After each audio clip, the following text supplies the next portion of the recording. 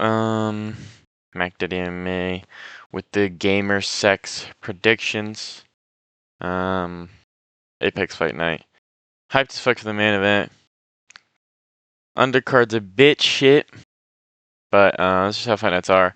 You know, just be blessed to have a main event that carries, because a lot of times the cards are shit and the main event doesn't carry. But hyped as fuck for this main event.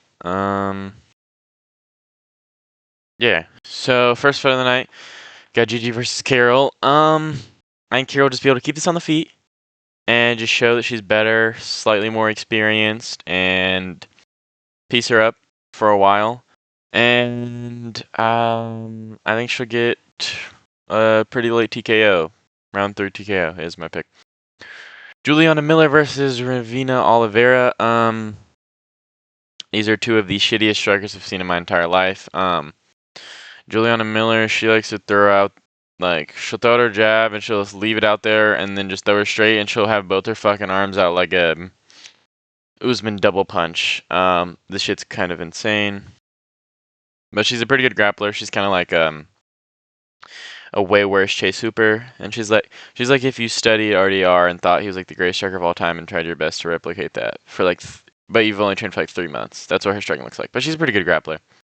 And Oliveira, I just think just isn't as good. And I think Miller, she's strong. She can get some kind of just like pure strength tosses and trips off the cage.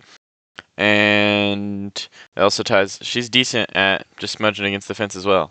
So yeah, Juliana Miller decision here. Miles Johns versus Gianni Vasquez. Vasquez is a decent grappler, but Miles John is meatball. I think he'll be able to stay up.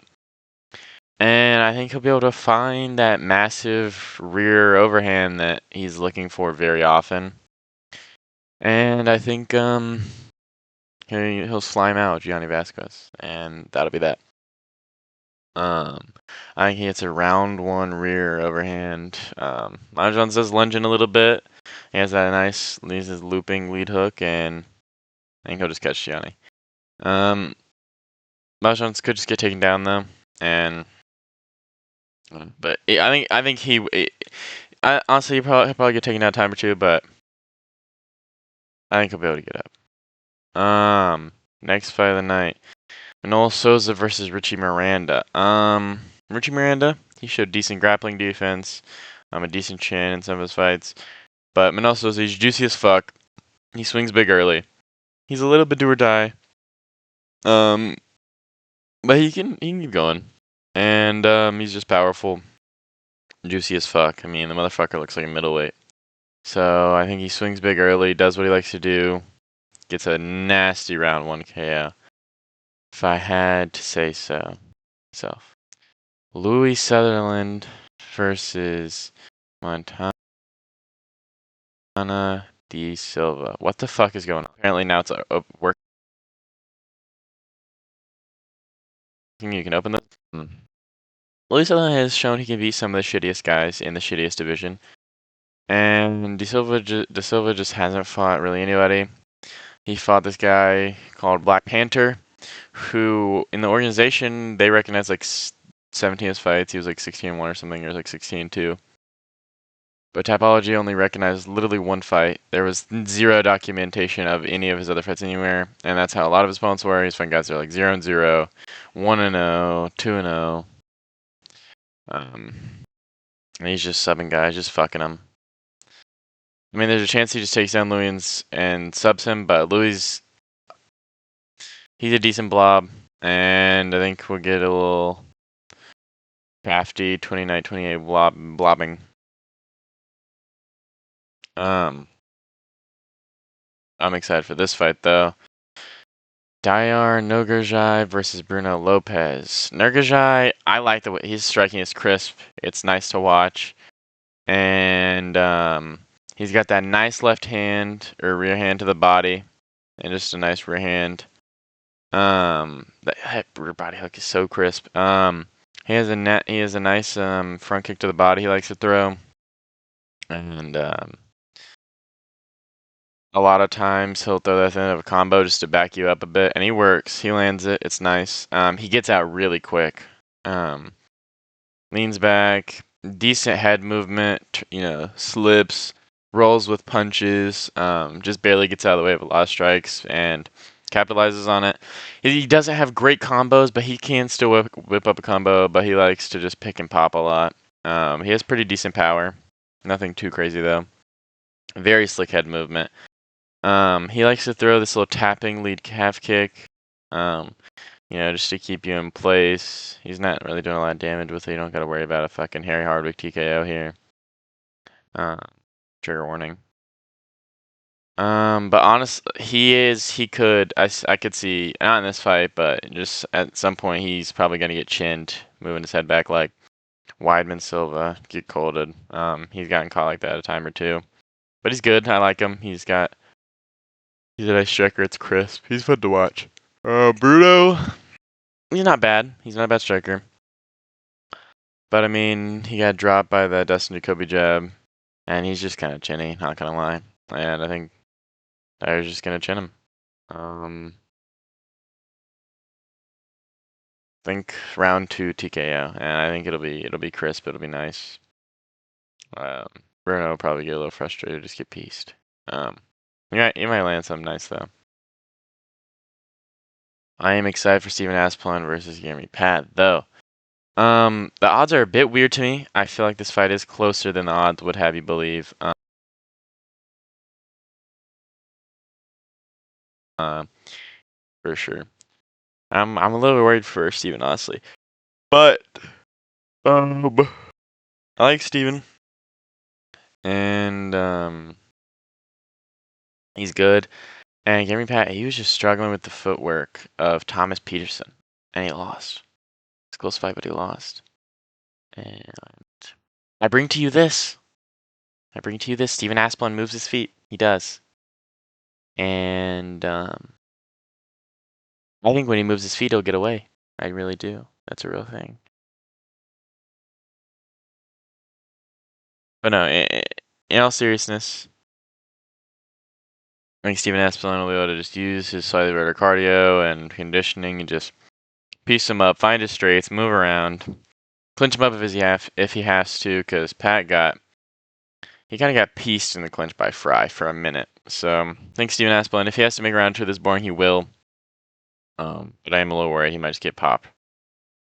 But I think he gets this done. I hope so. I love Steven Aspelund. Right. Next fight. Oh wait, Steven Aspelund. He gets the decision here. I think I said that.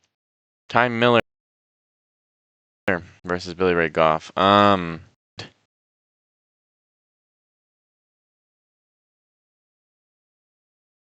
I do think these odds are a bit egregious though. He has good straights and he loves to spam those straights and they're nasty. And I think he'll just keep pushing, just keep going, keep landing those straights, not really catching much in return.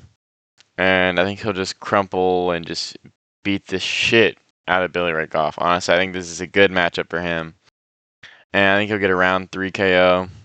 That looping left will be there for him, and he'll just keep walking forward. And Goff, I mean, really if you watch his fights, the one thing you notice is that he gets stung, and he's going to get pieced up, and he's just going to get caught by a lot of these straight punches, and I think he'll get knocked out. Kind of a TKO that ends up putting him out cold. Amanda Lemos versus Alexia Tayanara. Amanda Lemos is old. She's never been too great. Tayanara is decent. She's semi well-rounded. I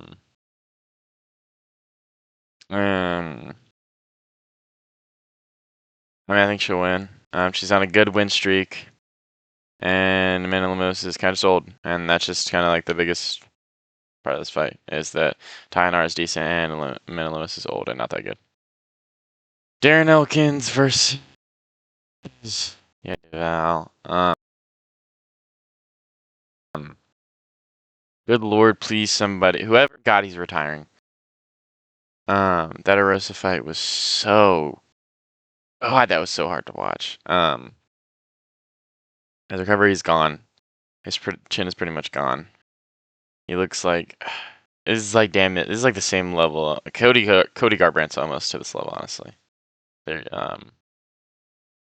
just dips a lot when punching. I mean, he has that big right hand. That's really it. DeVal, I mean, he's big for 145, honestly. He's got a nice build for grappling. I don't think he's super great. He's a bit of an explosive grappler. I think there really won't be much to this fight. Darren probably won't get beat up too awfully, thank God. He won't even have time to showcase how bad he is now. I think it'll be a quick round 1 sub. It'll be impressive. Aaron Elkins will retire. We'll be glad he's finally retiring. Legend of the game, respect. Quick sub here for DeVal. 1B spread, probably renaked. Billy Quentin Tarantino versus Diego Withered Cheeto Ferreira.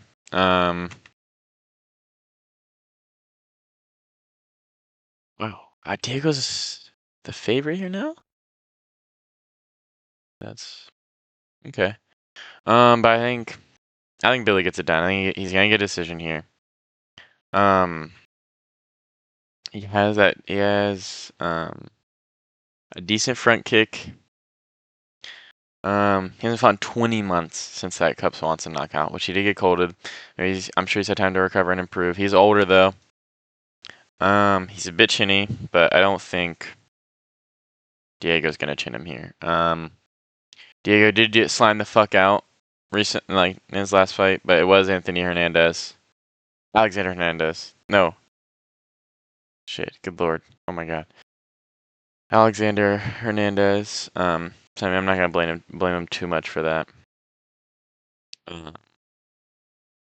Chin's not great though still. And Anthony Hernandez kind of was, oh my god, Alexander Hernandez was just killing him out there. Alexander Hernandez was just circling him. I mean, which Alexander Hernandez says he kind of just like circles around a lot and he can't really land much, but Diego looked clueless out there. And I think Billy will just be able to piece him up. Maybe he caught a time or two. He is quite reactive though, but I think he'll be sharper. I mean, Cub was still good even in his last fight, and I don't think it's a shame that he got slimed by Cub. Man, it was a good fight. So, and he didn't get absolutely beat up the entire time. So, Gamer Sex, main event. I'm sick. I think Colin's gonna knock him out. You know what? Maybe that's a new gen take. I mean, Quillen is a big favorite here, though. Honestly, I figured Mateus would be a favorite going into this, realistically, but it's just everything considered with all the Quillen win streak and hype. But Quillen's gone 5 rounds with a wrestler. Obviously, clearly not as good as Gamrot, but Gamrot was getting pieced the fuck up by Charles Oliveira. I know there's a grappling threat, but if he gets in the pocket, if Quillen can get in the pocket, which I'm sure he'll be able to, against Gamrot at any moment, he's going to win those exchanges by far. He's more powerful, he's better, he's sharper. He's got a big reach advantage, a big power advantage. He's just bigger overall. Frame and size. And I just think he's going to tag him a lot. And honestly, I think Quillen can threaten those subs that he does, and threaten them in a similar way that Dan Hooker was able to and Armin was able to in moments. And just be able to keep him up. And after the first round or two, if Quillen's able to stay up for like more than 3.5 minutes of those rounds, I think Gamrot's gonna find a late round 2, early round 3 TKO.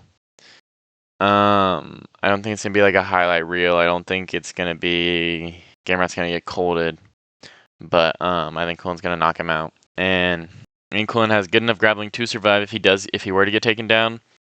I think if he gets taken down and held there for any decent amount of time, he's gonna get a little tired. And I think Gamrot might be able to take advantage of that. And I think if it goes to a decision, Gamrot will win.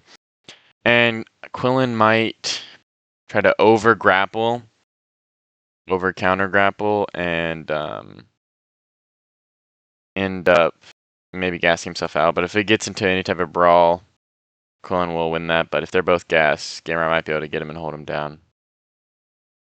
I could see Gamrot kind of holding him down for a bit, but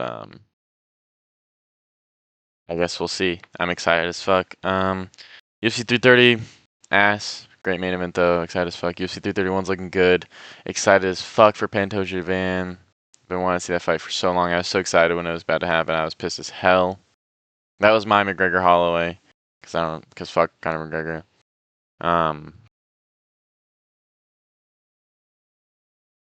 Excited as hell for that. I think Joshua Van's still gonna win that. Enjoy the fights, everybody. Peace.